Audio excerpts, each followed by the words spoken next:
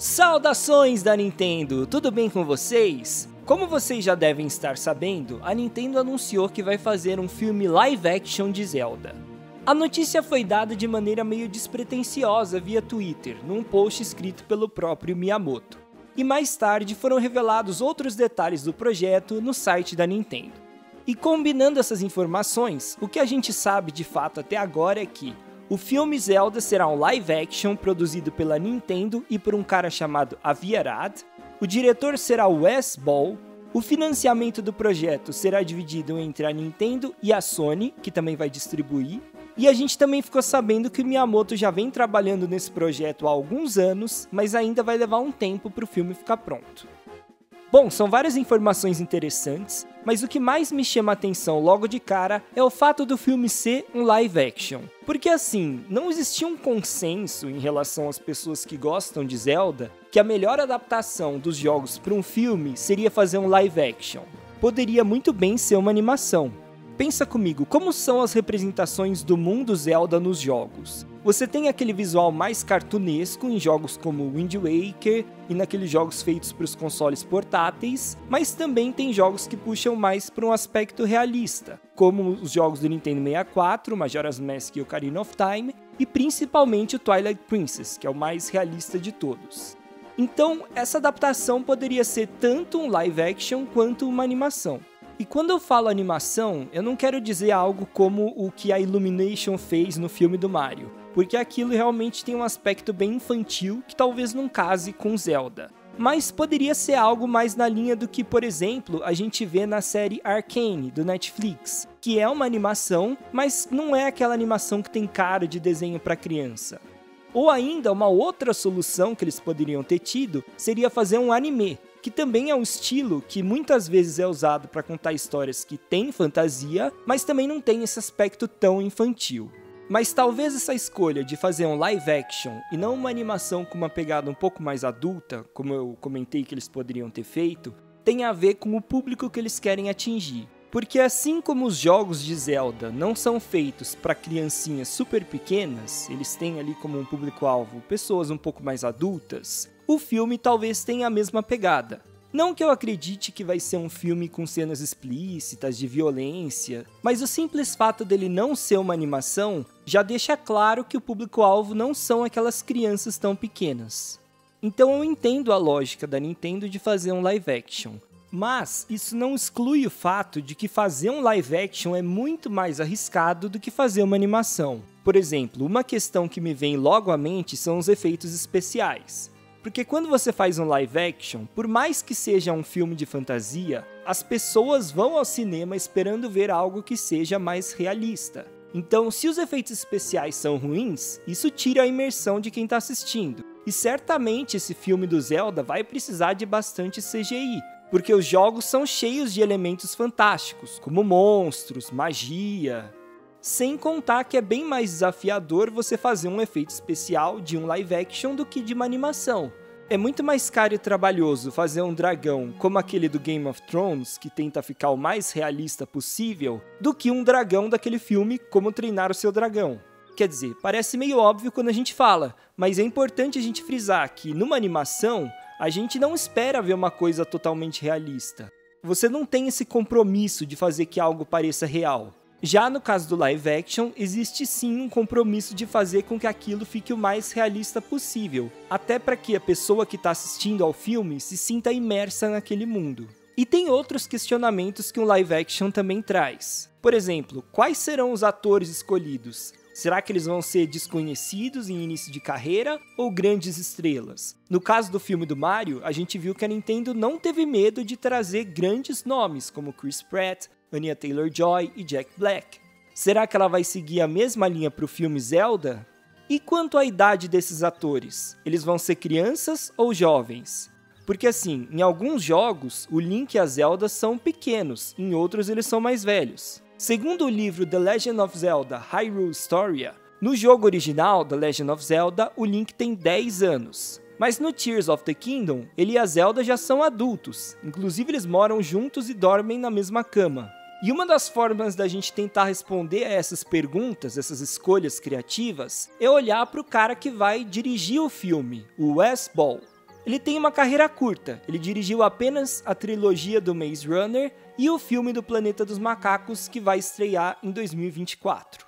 Nos filmes do Maze Runner, a gente consegue encontrar algumas pistas sobre a possível idade dos personagens. O protagonista dessa trilogia é um garoto de 16 anos, então pode ser que o live action Zelda também tenha protagonistas nessa faixa de idade. E quem interpretou o papel principal desses filmes do Maze Runner foi um cara chamado Dylan O'Brien. Na época, ele não era uma super estrela, mas já tinha feito alguns filmes. Então, se o Wes Ball seguir a mesma linha, ele deve trazer jovens que tenham alguma experiência, mas não sejam super astros do cinema, como Tom Holland ou Zendaya. E ainda sobre o Wes Ball, esses 4 filmes que ele dirigiu nos dão umas outras pistas sobre o cenário que pode se passar o filme Zelda. Todos esses 4 filmes que ele dirigiu se passam num ambiente distópico pós-apocalíptico. Então, será que esse filme Zelda também vai se passar num ambiente pós-apocalíptico? Assim, os jogos clássicos de Zelda costumam se passar num cenário medieval, mas os mais recentes se passam num cenário medieval onde aconteceu uma grande catástrofe. A história do Breath of the Wild, por exemplo, se passa 100 anos depois de uma grande calamidade, que arruinou grande parte do reino de Hyrule. Então será que a gente vai ver alguma coisa assim no cinema?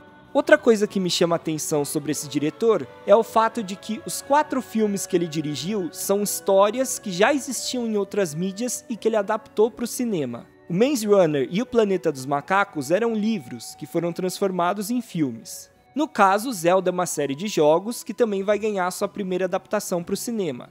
Então, talvez a Nintendo tenha entendido que o Wes Ball é um bom diretor para esse tipo de trabalho, de transformar em filme uma história que existe em outra mídia.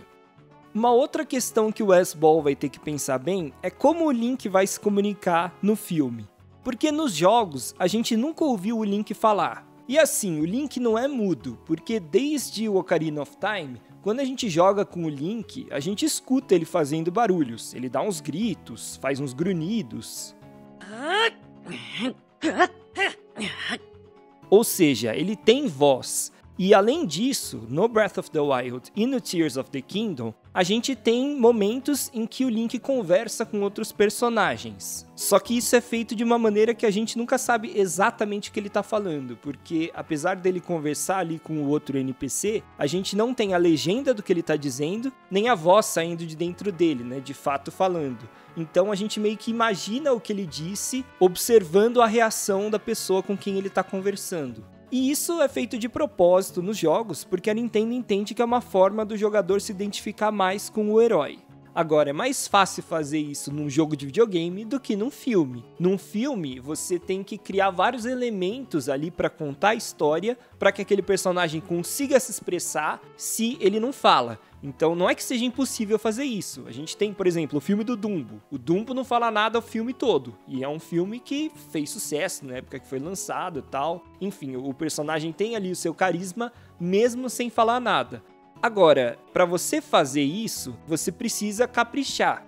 E eu acho que o fato do Link falar não vai descaracterizá-lo. Então eu não acho ruim se o Link falar uma coisa ou outra. Ele não precisa ser um tagarela, ficar falando o tempo inteiro, ou falar frases horríveis, como ele tinha naquela animação antiga. Well, excuse me, princess.